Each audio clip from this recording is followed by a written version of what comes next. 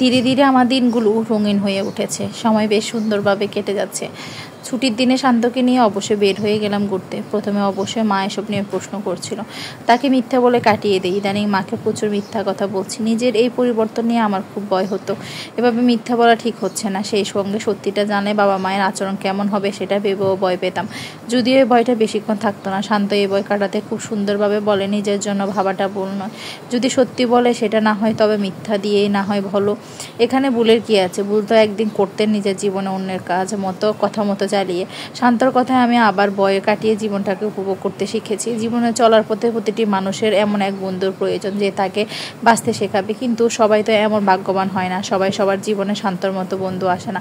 আমি মুগ্ধ নয়নে শান্তকে দেখে এসব কল্পনা করছিলাম। শান্তর ডাকে কল্পনা থেকে বের হয়ে আসি। অতঃপর বলি, আজ আমরা কোথায় যাব?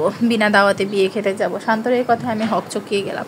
কিছুক্ষণ সংকোচ নিয়ে বললাম, এটা তো ঠিক নয়। এত ঠিক ভুল ভাবলে চলবে? জীবনে এরকম কিছু পাগলামোর দরকার রয়েছে। পরবর্তী সময়ে এসব ভেবে হাসতে তো পারবো, কিন্তু শান্ত যতই বোঝাক আমার কিছুটা ভয় করছিল। সেই সঙ্গে আমাদের বয়সের সঙ্গে এসব পাগলামো একদমই যায় না। এসব কথা শুনে শান্ত হাসতে হাসতে বলে, আপনার বয়সের সঙ্গে বাবা মায়ের কথায় ওঠা বসাও যায় না। নিজেকে নিয়ে মিথ্যে রটে যাচ্ছে সমাজে, সেটা চুপ করে হজম করাও যায় না। আপনার বয়সে অন্য কোনো মেয়ের সঙ্গে এমন হলে এতদিনে সবাইকে বুঝিয়ে দিত মজা, কিন্তু আপনি ঝামেলা হবে এই বয়সে সবার কথা হজম করতে ঘরে গিয়ে কান্না করেন। এটাও আপনার বয়সের সঙ্গে যায় না, একদমই যায় না। আমি এসব কথা শুনে চুপ করে যাই। এসব কথায় আসলে জবাব দিব কি ভেবে পাই না। শান্ত এসব বুঝতে পেরে বলে, চলেন দাওয়াত দেওয়া। বিয়ে তো অনেক খেলেন, এবার দাওয়াত ছাড়া একবার খেয়ে দেখুন। এই বলে শান্ত আমার হাত ধরে একটি রিকশায় উঠে পড়লো। রিকশায় উঠে অবধি শান্ত আমার হাতটি ধরেছিল। আমি তার ধরে রাখা হাতের দিকে তাকিয়ে রইলাম। শান্ত সেটা দেখেও দেখলো না। অতঃপর একটি বিয়ে বাড়ির সামনে এসে রিকশা থামে। শান্ত আমাকে নিয়ে সেখানে ঢুকে পড়লো। পুরো বিয়ে বাড়িতে সবাই অপরিচিত। এত অপরিচিত মানুষের ভিড়ে ভীষণ ভয় কাজ করছিল। মনে হচ্ছিল এই বুঝি কেউ এসে বলে, তোমাকে তো ঠিক চিনলাম না। আমি এই বয়ে নিয়ে থাকলেও শান্তর মাঝে তেমন কিছু ছিল না, বরং সে নিজ উদ্যোগে সবার সঙ্গে ভাব জমাচ্ছিল। শান্ত প্রাণচঞ্চল মানুষ খুব সহজে সবার সঙ্গে মিশে যাচ্ছিল। আমি শুধু তাকিয়ে তার কাণ্ডই দেখতে যাচ্ছিলাম, তবে আমার চোখে মুখে ভয় ছিল। এটা দেখে শান্ত কানের কাছে এসে বিড়বিড় করে বলে, এভাবে চোরের মতো করলে লোকে আপনাকে চোর ভেবে গণদোলায় দেবে। এজন্যই বলে চুরি বিদ্যা বড় বিদ্যা, যদি না পড়ো ধরা। চুরি করছেন করেন, কিন্তু মুখের ভাব ভঙ্গি এসব ধরা পড়া যাবে না। নিজের মধ্যে আত্মবিশ্বাস নিয়ে আসুন, মনে মনে বলুন আমি চোর নই। এই সময় দাঁড়িয়ে শান্তর এসব মজা আমার খুবই বিরক্ত লাগছিল। শান্ত সেটা বুঝতে পেরে বেঞ্চি দিয়ে বিয়ে বাড়ি উপভোগ করতে বরের কাছে চলে গেল। সেখানে গিয়ে খুবই ভাব নিয়ে কথা বলে। বরপক্ষ তার হাব দেখে মনে করলো কনেপক্ষের অতি গুরুত্বপূর্ণ একজন অতিথি। বিয়ে বাড়ি থেকে বের হয়ে আমি হাঁপ ছেড়ে বাঁচলাম। এতক্ষণ ভেতরে ভয় লাগলো, এখন মাত্র কি কাণ্ড করে আসলাম সেটা ভাবতে অন্যরকম লাগছে। বেশ ভালো লাগছে, কিন্তু খারাপ অনুভূতি ছিল না। এটা ভেবে হাসি খুশি মনে হাসলাম। আমি শান্ত দিকে কিছুটা সামনে এগিয়ে যাই। সেই মুহূর্তে একটা ছেলে জ্বরের বেগে এসে আমাকে ধাক্কা দিয়ে সামনে চলে যায়। কিছুটা যেতে মুখ ঘুরিয়ে বলে, সরি মিস। এই বিষয়টি লক্ষ্য করে শান্ত ছেলেটিকে একটি গালি দিয়ে সামনে এগিয়ে আসে। শান্ত যে আমার সঙ্গে সেটা ছেলেটি বুঝতে পারে না। শান্তর গালি শুনে সেটা বুঝতে পেরে দৌড় দেয়। শান্ত ছেলেটার পিছু নিতে নিলে আমি তাকে ধরে ফেলি। তার হাত ধরে বলি, এসব বাদ দেন প্লিজ। এটা দেখে শান্ত বিরক্ত নিয়ে আমার দিকে তাকায়। অতঃপর বলে, ছাড়ুন হাত। শান্ত কিছুটা উচ্চ শব্দে কথাটি বলতে আমি হাত ছেড়ে দিলাম। ইতিমধ্যে ছেলেটি অনেক দূর চলে যায়। শান্ত এটা লক্ষ্য করে রাগি চোখে বলে, একদম চুপ থাকতে থাকতে এদের মাথা আপনারাই বিগড়ে দিয়েছেন। এরা এখন ইফটিজিংকে কিছু মনে করে না, করবে কেন? আপনাদের শরীরের সঙ্গে বিভিন্ন অজুহাতে স্পর্শ করে যদি মাপ চাওয়া যায়, তাহলে এটাকে অন্যায় বা ভুল মনে হবে কেন? এটা তো দুধ-ভাত। শান্ত এখানে আরও অনেক কথা বলে, সেগুলো শুনে আমি স্তব্ধ হয়ে যাই। তবে মনে মনে ভাবি, সত্যি কি এত সহজ মেয়েরা এসব বিষয়ে প্রতিবাদ করতে পারে? রোজ রাস্তাঘাটে বিভিন্নভাবে মেয়েদের হেনস্থার শিকার হয়, কিন্তু চাইলে প্রতিবাদ করা যায় না। বরং যে মেয়ে প্রতিবাদ করবে সে হয়ে যায় খারাপ। দিন শেষে তার মান সম্মান যায়। আমি শান্তর কথা জবাবে এসব বললে শান্ত বলে, ভালো হয়ে লাভ কি? যদি খারাপ হয়ে সমাজে কিছু পরিবর্তন করা যায়, যদি ভালো হতে অন্যায়কে অন্যায় বলতে না পারা যায়, তবে খারাপ হয় ভালো। এসব বলে শান্ত হাঁটা ধরে। আমিও তার পিছনে হাঁটতে থাকি। কিছুটা পথ যেতে রিক্সায় দেখা মেলে। আমরা দুজনে রিক্সায় উঠে পড়ি। কাজল পাড়ার মোড়ে দোকানে আসতে একজন প্রতিবেশী বলে, কি রে কাজল, তোর বিয়ের কোনো খবর আছে? একবার তো ভাঙলো বিয়ে। অন্য একজন খুবই সুন্দরভাবে ঢং করে বলে, কর সুন্দর মেয়ে, তার কপালে বিয়ে ভাঙা লেখা ছিল। এখন তো মনে হয় ভালো পাত্র আর পাওয়াও যাবে না, তার উপর তোর বোন যে রং করছে তাতে মনে হয় না তোর বিয়ে আদৌ হবে। কাজলের কথা জবাব না দিয়ে তাদের দিকে শান্ত চোখে তাকায়, তারপর বলে যাচ্ছে এক পর্যায়ে বলে, তোর বোনকে তো আজকাল বখাটের সঙ্গে চলাফেরা করতে দেখা যায়, যদিও জানি ওসব আর সক্ষমতা ওর নেই, তবে বখাটে ছেলেদের সঙ্গে কি করে বুঝি না। ওই জন্যই তোর জীবনটা খারাপ হচ্ছে, তোর জন্য বড় আফসোস হয়। হ্যাঁ, খুব আফসোস হয়। সে আফসোসের জন্য তো সারা পাড়া এসব বলে বেড়াচ্ছে, রসিয়ে কষিয়ে আমার বিয়েটা কীভাবে ঠিক হয়ে ভাঙলো সেসব বলে যাচ্ছ। আমার আবার আদৌ কোনো সমস্যা রয়েছে কিনা সেটা না জেনে পুরো এলাকায় রটিয়ে দিয়েছে। এখন এই খবর রটিয়ে দেওয়াও পাড়ার বখাটের সঙ্গে আমার আপার গভীর সম্পর্ক রয়েছে, সেটা রটাতে পারছো না বলে খুব আফসোস হচ্ছে। এই জন্য আমাকে নিয়ে পড়েছো, তাই না কাকিমা? কাজল কিছুটা ব্যঙ্গ করে কথাগুলো বলে। তার কথা শুনে দুজনে চুপ হয়ে যায়। কাজল হাসি মুখে প্রচণ্ড রাগ নিয়ে বলে, খুব আফসোস হচ্ছে আমার, আপাকে ওর সঙ্গে কুকর্ম করতে দেখছো, এটা রটাতে পারছো না, সেটা নিয়ে খুব আফসোস হচ্ছে, তাই না? এসব কি বলছিস বেয়াদবের মতো? আমরা তোর ভালোর জন্যই বলছিলাম। তাদের এই কথা শুনে কাজল কঠিন গলায় বলে, তোমরা যে মানুষের মতো কত ভালো চাও সেটা আমি ভালোভাবেই জানি। আর রইল আমার বিয়ের কথা, সেটা নিয়ে আফসোস না করে যখন পাত্রপক্ষ আসবে তখন মুখটা একটু বন্ধ রাখলেই পারো, তাহলে তার আফসোস করতে হয় না। কাজলের মুখের কথা শুনে দুজনে মনে মনে বলে, এ মেয়ের তো মুখের চোপা কম না, একদম মায়ের মতো হয়েছে, কিন্তু বড়টা অমন নয়, তাই তো কথা বলে মজা পাওয়া যেত। তাদের মনের কথা কাজল উপলব্ধি করে ফেরে বলে, হাতের 5 আঙ্গুল সমান হয় না, তাছাড়া তোমাদের রং তামাশা বহুত দেখেছি। আমার আপার পেছনে এতদিন লাগতে, সে তো নরম মনের মানুষ, তাই তো কথার তীরে তাকে ফিসে মেরেছ। এখন যে দেখছো মজা পাওয়া যাচ্ছে না, এইসব টপিক শেষ, এখন এসেছো আমাকে পিষতে। তবে হ্যাঁ, সাবধান, আমি আপার মতো নই যে তোমরা পিষতে আসবার আমি পিষে যাব। আপার জায়গায় আমি থাকলে এতদিনে এই পাড়ায় হুলস্থুল বেঁধে যেত। তোমাদের কপাল ভালো, এটা ভেবে ভালো থাকো। অন্যের নামে পরনিন্দা পরচর্চা না করে একটু পরকালের কথা ভাবো, নয়তো নিজেদের কথা ভাবো। তোমাদেরও কেচ্ছা কম শোনা যায় না, পাড়ায় কান পাত্রে অনেক কিছু শোনা যায়। এটা শুনে দুজনেই কেটে পড়ে। এই মেয়ের সঙ্গে যে কথায় পারা যাবে না সেটা বুঝতে পেরে আগেই চলে গিয়েছে। কাজল তাদের চলে যাওয়া দেখে রাগান্বিত চোখে তাকিয়ে থাকে, বিরক্ত নিয়ে বলে, সারাদিন অন্যের কানে বিষ ঢালা ছাড়া কোনো কাজ নেই, একটু শুনবেন? কারো ডাকে কাজল পিছন ঘুরে তাকায়।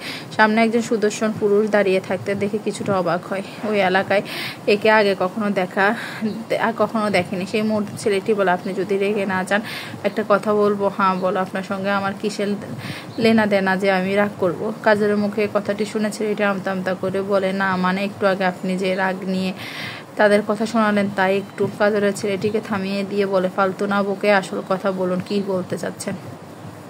ছেলেটি একটি ঠিকানার কথা বলে, নরম গলায় বলে, যদি দেখিয়ে দিতেন বা এটা কোথায় তাহলে ভালো হতো। এখানে নতুন। ছেলেটা মাথা নাড়ায়, তারপর বলে, আসলে তিনি আমার বাবার বন্ধু, বাবার সঙ্গে অনেকদিন যোগাযোগ নেই, বাবা তার কন্ট্যাক্ট নাম্বার জানে না, তবে তার বাড়িতে ঠিকানা জানতো, তাই আমাকে পাঠালো। আসলে আমার বাবা খুব অসুস্থ, তার এখন নিজের বন্ধুর কথা খুব মনে পড়েছে, সেই জন্য আমি তার সঙ্গে দেখা করতে আসছি। আপনি কি ঠিকানাটা চিনেন? হ্যাঁ চিনি। এই বলে কাজল একটু এগিয়ে এসে তাকে বাড়িটা দেখিয়ে দিল। এখান থেকে কোথায় যেতে হবে এটা দেখে ছেলেটা মাথা নাড়িয়ে বলে, ধন্যবাদ।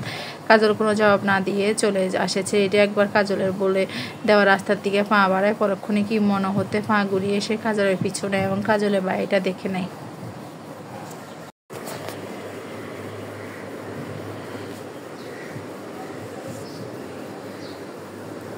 অনেকটা সময় কেটে যায়, দেখতে দেখতে শান্ত চলে যাওয়ার দিন গড়িয়ে আসে।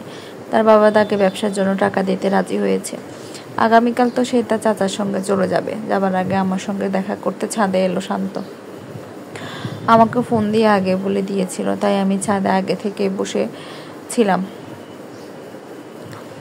শান্ত রাত পেরিয়ে গেলে চলে যাবে এটা ভেবে কিছুটা খারাপ লাগছিল। শান্ত আমার মন খারাপ দেখে ম্লান হেসে বলে, বন্ধু হিসেবে আমি খুব চমৎকার, তাই না? আমি মাথা নাড়াতে শান্ত খুশি মনে বলে, আমি জানি আপনি না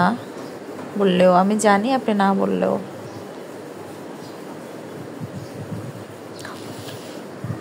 আচ্ছা, আপনি এই শহরে ব্যবসাটা শুরু করতে পারতেন না? আমার এই কথা শান্ত একটু সময় চুপ থাকে, অতঃপর বলে, আমার চাচার এই ব্যবসা, সে এসব সম্পর্কে ভালো বুঝবে, তাই তার কাছে যাচ্ছি।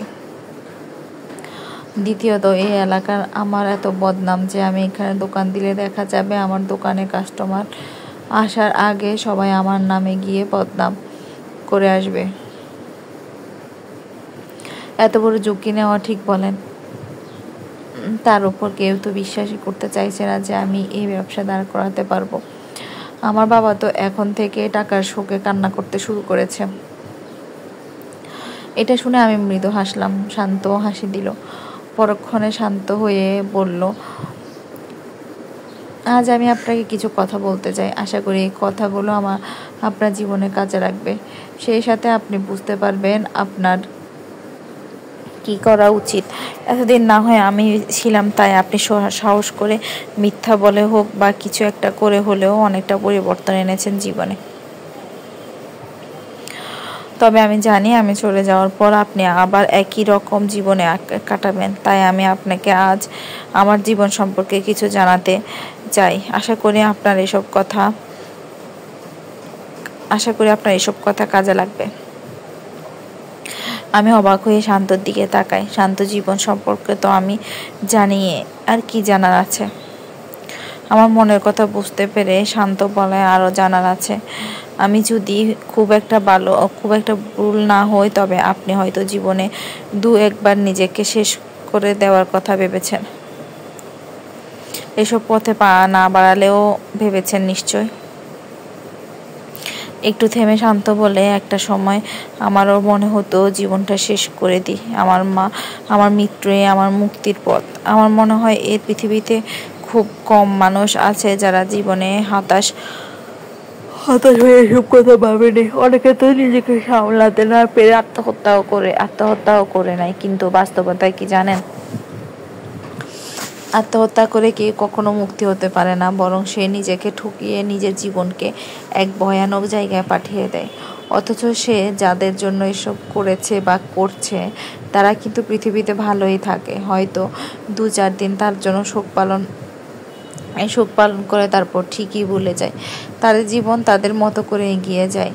সেই জীবনে সেই মানুষটি একজন মৃত ব্যক্তি ছাড়া কিছুই নয়, যার অস্তিত্ব তার জীবনে বিলীন হয়ে গেছে। আমি শান্তর কথা শুনে হতভম্ব হয়ে যাই। আমি লক্ষ্য করলাম শান্তর মুখে সেই হাসিটি নেই যেটা সব সময় থাকে। সিরিয়াস কথা বলার সময়ও যার ভাবভঙ্গি পরিবর্তন হতো না, আজ তার ভাবভঙ্গি পরিবর্তন হয়েছে। শান্তকে দেখে এই মুহূর্তে খুব সিরিয়াস মনে হচ্ছে। আমি শান্তর এমন রূপ দেখে বিস্মিত হয়ে যাই।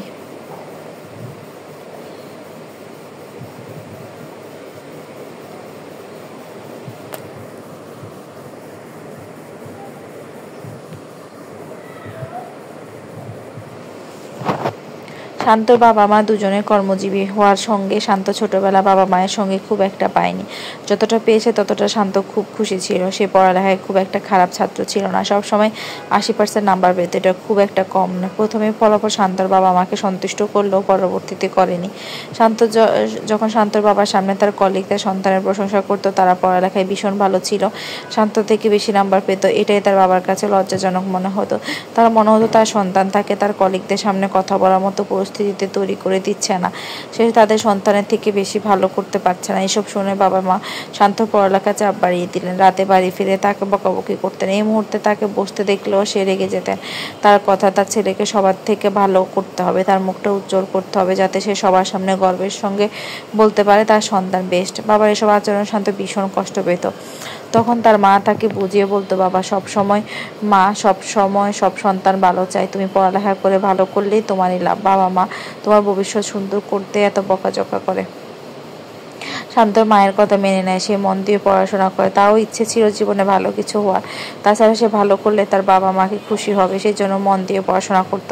নিজের খেলার সময় কমিয়ে দিয়ে পড়াশোনা করতো। দিন শেষে আগের তুলনায় ভালো করলেও তার বাবা খুশি হতেন না।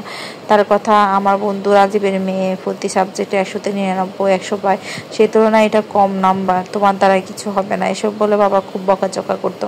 জবাবে শান্ত খুবই ভীতু গলায় বলতো, আচ্ছা আমি চেষ্টা করব। তার এই কথার জবাবে তার বাবা তার গালে থাপ্পড় বসিয়ে দিত। একে তো শান্ত তার আশা পূরণ করতে পারছে না, তার উপর তার মুখে মুখে কথা বলছে। এসবে সে বিরক্ত। এভাবে বাবা মাকে খুশি করা দৈনিক একই নিয়মে শান্তর জীবন চলতে থাকে। তার বন্ধুরা যখন মাঠে খেলা করতো, তখন সে বইয়ের পাতায় মুখ গুজে থাকতো, অথচ সময়টা তার খেলারই ছিল। দিন শেষে এত পড়াশোনা করেও বাবা মায়ের আশা পূরণ করতে পারে না। বাবা এসবে বিরক্ত হয়ে তো কাজের আন্টিকেও খুব বকতো। বাবা বিশ্বাস করতে চাইতেন না শান্ত বাসায় বসে পড়ালেখা করে। তার কথা, শান্ত সারাদিন বাসায় খেলাধুলা করে সময় কাটায়, স্কুলেও হয়তো ঠিকমতো যায় না। এভাবে কেটে যায় উচ্চ মাধ্যমিক অবধি। পরীক্ষা শেষে শান্ত যখন ইঞ্জিনিয়ারিং পড়ার স্বপ্ন দেখছিল, সেই মুহূর্তে বাবা শান্তকে ডাক্তার বানানোর স্বপ্ন দেখলেন। শান্ত সেদিন মুখের উপর বলতে পারেনি সে ইঞ্জিনিয়ার হতে চায়। শান্তকে তেমন কোচিংয়ে ভর্তি করিয়ে দিক, কারণ বাবা কষ্ট পাবে। মায়েরও ইচ্ছা শান্ত ডাক্তার হবে। তাদের ইচ্ছার জন্য শান্তকে মেডিকেলে ভর্তি পরীক্ষার জন্য কোচিংয়ে ভর্তি হতে হলো, কিন্তু শান্তর এসবে মন টানছিল না। তাও বাবা মায়ের কথা ভেবে শান্তকে এই জীবনটাকে বেছে নিতে হয়। কিন্তু ভর্তি পরীক্ষার ফলাফল সব বদলে দিল। শান্ত চান্স পেল না। এই খবরটি শান্তর বাবা কিছুতে মানতে পারল না। সে শান্তর গায়ে হাত অব্দি তুললেন। তার কথা, শান্ত পড়াশোনায় মন না দিয়ে বরং উল্টাপাল্টা কাজ করে বেরিয়েছে, তাই চান্স হলো না। মায়ের কথা, এত পড়ালেখা করলি তবে চান্স হলো না কেন? বাবা মায়ের এসব আচরণে শান্ত ভেঙে পড়েছে। ছোটবেলা থেকে তার সঙ্গে ঘটনাগুলো নিজের ভাবে। সব সময় তার বাবা মা তার উপর অসন্তুষ্ট ছিল। যে কোনো কিছু করতে তাদের সন্তুষ্ট করতে পারেনি। দিন শেষে তাদের বকাঝকা শুনে তাকে মনমরা হয়ে ঘরের কোনো মুখ লুকিয়ে কান্না করতে হয়েছে।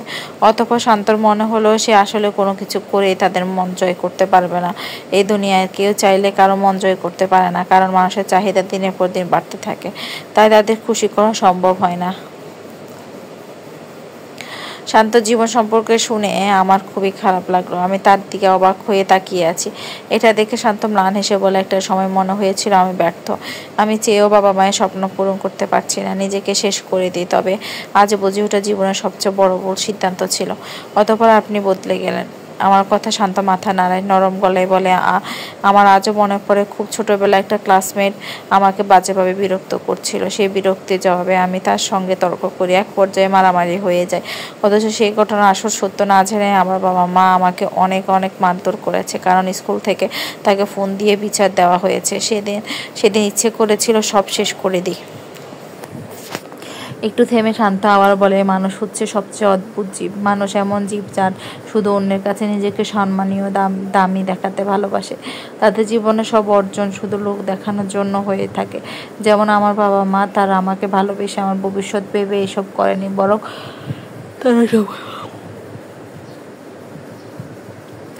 তারা সমাজের কাছে, তাদের কলিগদের কাছে নিজেদের বড় দেখাতে চেয়েছে। এই কথাগুলো যখন আমি বুঝতে শিখেছি, তখন থেকে মন হলো নিজেকে চরমভাবে ঠকিয়েছি। যে বয়সটা আমার খেলাধুলা ছিল, সেই বয়সটা আমি অন্য কাজ করে সময় নষ্ট করেছি। আমি আমার মনের কথাগুলো শুনিনি, বরং অন্যের কথায় মনকে দমিয়ে রেখেছি। এমনটা করে আসলে লাভ নেই। দিন শেষে কেউ আমার এই ত্যাগ দেখেনি, শুধু ফলাফল দেখেছে, যেটাই আমি অকৃতকার্য হয়েছি। শান্তর কথা শুনে আমি অন্যরকম ভাবনায় চলে গেলাম।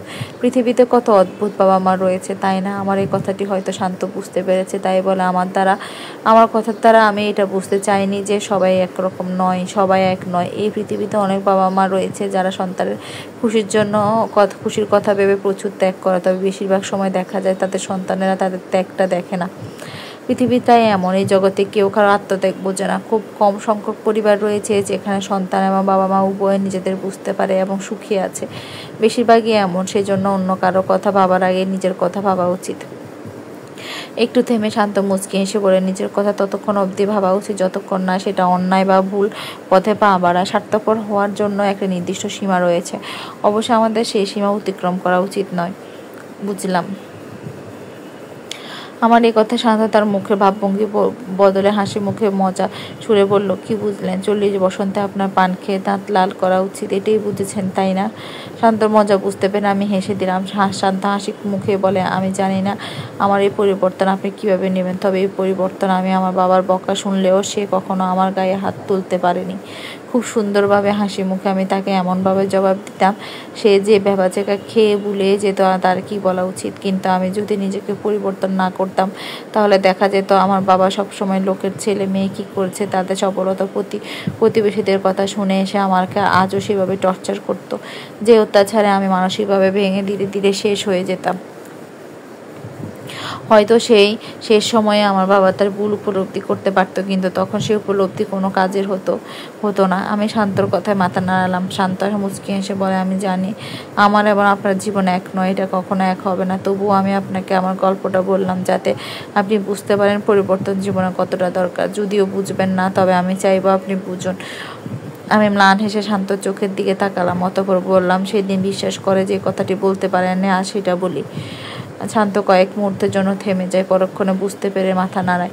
অতঃপর আমি আমার জীবনের সবচেয়ে বড় সত্যিটাই বললাম। আমার কথা শুনে শান্ত আমার চোখের দিকে তাকিয়েছিল। আমার চোখ ছলছল করে উঠল। এতদিন যে সত্যিটা বুকের মধ্যে চেপে রেখেছিলাম, সেই সত্যিটা কাউকে বলতে পেরে মনটা হালকা লাগলো। ভেতর থেকে কষ্টটা বের হচ্ছিল না, তাই তো না পেরে কান্নায় ভেঙে পড়লাম। হাউমাউ করে কান্না করে বললাম, আমার জীবনের এই অধ্যায় তো আমি চাইনি, তাহলে আমার সঙ্গে তারা কেন এমন করলো? কিসের জন্য তারা আমাকে এত ঘৃণা কেন করে?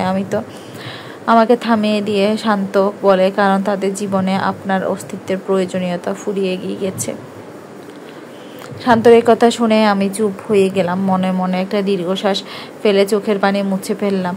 শান্ত ম্লান হেসে বলে, আমার বাবা মা আমাকে প্রচুর ভালোবাসে। পৃথিবীর সকল বাবা মায়ে তার সন্তানকে খুব ভালোবাসে।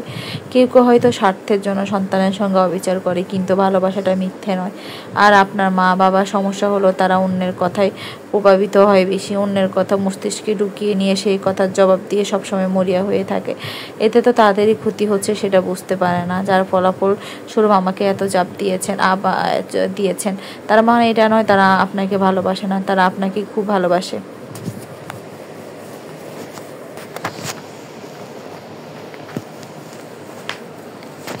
আমি শান্তর দিকে কৌতূহল চোখে তাকাতে শান্ত হাসি মুখে বলে, আমি এই কথাগুলো দ্বারা কিসের ইঙ্গিত করেছি সেটা আপনি খুব ভালোভাবে বুঝতে পেরেছেন। আমি জানি আপনি আপনার জীবনের এই নিয়মের বেড়াজালে খুব সহজে ভাঙতে পারবেন না, তবে আমি চাইবো আপনি ভাঙুন। আপনি এত ছোট নন যে আমার কথার মানে বুঝবেন না। আপনি সবই বুঝেছেন, শুধু সেই অনুযায়ী কাজ করতে চাইছেন না। রিন আমাকে কথাটি বলতে না দিয়ে শান্ত হাসতে হাসতে বলে, আগে ভাবতাম মহান আপনি তাই এসব করেছেন, এবার বুঝলাম মনের মধ্যে জেদ চেপে গিয়েছে, সে জেদে এবার এসব করছেন। কিন্তু চাইলেই সব ঋণ শোধ করা যায় না, আর কিছু ঋণ রেখে দিতে হয়। অপরপক্ষের এতটুকু আক্ষেপ থাকা উচিত। শান্তর কথা শুনে আমি থমকে গেলাম। ছেলেটা আমার মন পড়ে নিল। আমার ভাবনার মাঝে শান্ত বলে, এবার আমার যাওয়া উচিত। আমি মাথা নাড়ালাম। শান্ত ম্লান গলায় বলল, পাড়ার মোড়ের দোকানে বসে যখন এলাকার সবাই আপনার শারীরিক ত্রুটি, আপনার জীবনধারা নিয়ে আলোচনা করে, তখন সেটা শুনতে ভীষণ দৃষ্টিকটু লাগে। আমি চাই আমার মতো কোনো শান্তকে এমন বাজে পরিস্থিতিতে পড়তে না হোক। তাই বলবো, পরিবর্তন হন, নিজের জন্য না হলে আমার জন্য হয়ে যান। এই কথা বলে শান্ত উঠে দাঁড়ায়। আমিও উঠে দাঁড়ালাম। শান্ত হঠাৎ করে এক লাফ দিয়ে পাশে তার মামার ছাদে চলে যায়। কয়েক মুহূর্তে ওই ছাদে গিয়ে একটা গোলাপ ছিঁড়ে আবার আমাদের ছাদে ফেরত আসে। এত দ্রুত সব ঘটলো যে আমি হকচকিয়ে গেলাম। সেই সাথে মনে মনে বললাম, শান্ত নামটার মান সম্মান রাখলো না ছেলেটা, সব সময় অশান্ত।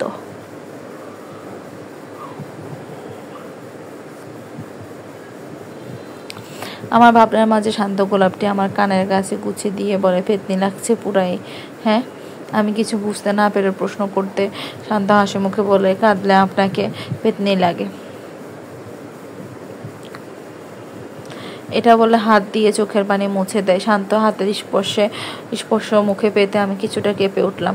শান্ত চোখের পানি মুছে বলে, এবার কিছুটা মানুষ লাগছে। তবে আমার শখের সিগারেটের টাকার কেনা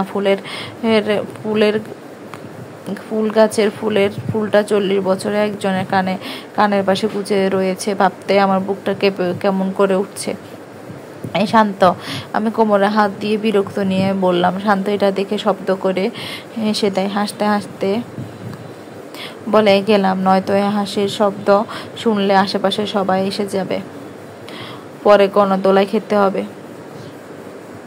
এটা বলে শান্ত নায়কের কাছে চলে যায়। সেটা বেয়ে নামতে গিয়ে বলে, বন্ধু হিসেবে আমি খুবই ভালো, তাই অবশ্যই আমাকে মিস করবেন, আর মিস করলে ফোন দিবেন। আপনি আমাকে মিস করবেন না? আমি বুঝি খুবই খারাপ? আমার কথা শুনে শান্ত হাসতে হাসতে বলে, আমার শখের সিগারেটের খাওয়ার পয়সা ফোনে ভরে কাউকে ফোন দিয়ে আমি মিস করা বোঝাতে পারবো না গো, তাই অবশ্যই মিস করব না। শান্তর এই কথা বলে জ্বরের বেগে গাছ বেয়ে নেমে যায়। আমি ছেলেটার এমন মজা শুনে হাসতে থাকি। সেই সময় গাঁড়ে কারো স্পর্শ পেতে চমকে উঠি।